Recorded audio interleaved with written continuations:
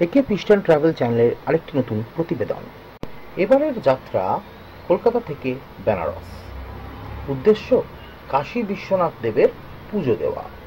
Rat রেসের এই জীবন থেকে মুক্তি পাওয়ার জন্য আমরা অফিসের 4 মাস্কেটিয়ার্স বেরিয়ে পড়লাম এই কাশী বিশ্বনাথের উদ্দেশ্যে। দূরত্ব 700 কিলোমিটার, আপ অ্যান্ড ডাউন প্রায় 1500 কিলোমিটারের কাছে। কুছ পরোয়া নেই, এবারের বাহন ডিজিটাল রথ, মানে 4 চাকা। হোটেল বুক করে নিলাম অনলাইন থেকে, আর গাড়িতে চেপে বসলাম সকাল 9:30টায়। রুদ্ধশ্বাসে ছুটতে থাকলো গাড়ি। দেখতে দেখতেই আমরা পৌঁছে গেলাম দ্বিতীয় বিদ্যাসাগর সেতুর কাছে, আর তারপরে ধরে ফেললাম ওল্ড দিল্লি রোড। যেহেতু ন্যাশনাল হাইওয়ে, তাই জন্য রাস্তা নিয়ে কোনো কথা হবে না, দারুণ রাস্তা। আমরা মাত্র 1.5 ঘন্টার মধ্যে পৌঁছে গেলাম 110 কিলোমিটার বর্ধমানে। সেখানে গিয়ে আমরা করে নিলাম আমাদের পছন্দের ব্রেকফাস্ট, তারপরে আবার গাড়িতে বসে ছুটিয়ে দিলাম গাড়ি। আর এখন বাজে দুপুর 2টো। আমরা 300 কিলোমিটার পথ অতিক্রান্ত করে পৌঁছে গেলাম ধানবাদে। সেখানে গিয়ে একটু দুপুরের খাওয়া দাওয়া পর্বটা চুকিয়ে নিলাম। তারপরেই পথে পড়লো ছোট ছোট পাহাড়, ভীষণ সুন্দর লাগছিল দেখতে, রাস্তা দুর্দান্ত। দুপুরের লাঞ্চের পরে গাড়ি চালাতে চালাতে একটু ঘুম ঘুম পাচ্ছিল, কিন্তু দেখতে দেখতেই পৌঁছে গেলাম ফেলুদার হাজারিবাগে।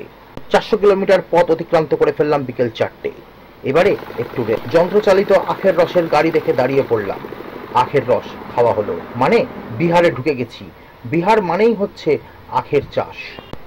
বেশি পথ বাকি নেই, তাই মেতে উঠলাম আড্ডায়। 550 কিলোমিটার রাস্তা হয়ে গেছে, সাসারামে পৌঁছে গেছি। এবারে রাস্তা খারাপ শুরু হবে, তার আগে একটু ব্রেক নিয়ে নিলাম। সন্ধ্যে 7টা নাগাদ ঢুকে পড়লাম একটা রেস্তোরাঁতে, কিছু খাওয়া দাওয়া, আবার গাড়ি।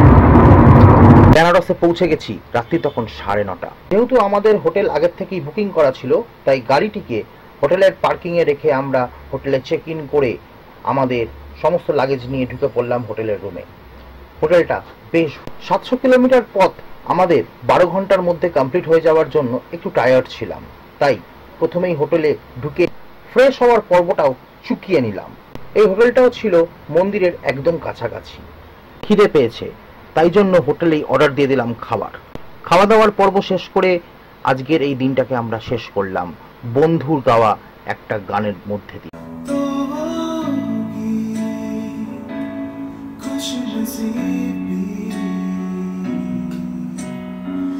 পরের দিন সকাল, গুড মর্নিং। এবারে আমরা যাব কাশী বিশ্বনাথের পুজো দিতে বেরিয়ে পড়লাম। পায়ে হেঁটে শহরটাকে ঘুরে দেখে পুজো দিয়ে দিতে বিশেষ কোনো সময় লাগলো না। মন্দিরটা দারুণ ছিল, আর পুজো খুব ভালো হলো। খালি পেটে পুজো দিয়ে পেটের ভিতরটা কেমন করছিল। এগুলো ক্ষীরা, একটা ফল।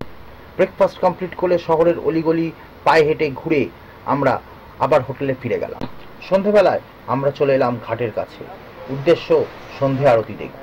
সন্ধে আরতি দেখা হয়ে গেলে আমরা শহরের আশেপাশটা আবার ঘুরে বেড়ালাম। বেনারস সিটিটা কিন্তু বেশ জাঁকজমক।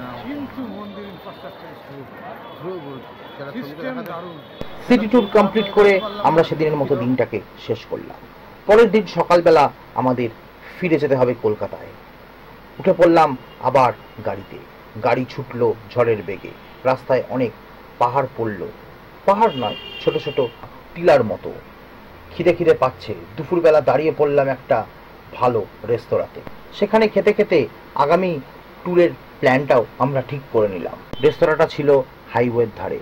ওই যে আমি বসে দোলনা চড়ছি। ফেরার পথে মন খারাপ হচ্ছিল, কিন্তু ফিরতে তো হবেই। কলকাতায় ঢুকতে রাত 10টা প্রায় বেজেই গেল। কোনো প্রিপ্ল্যান ছাড়াই পরিবারের লোকজন বা বন্ধুদের সাথে একবার বেরিয়ে দেখুন। আমরাও আনন্দ করেছিলাম, আপনারাও নিশ্চয়ই করবেন। ধন্যবাদ।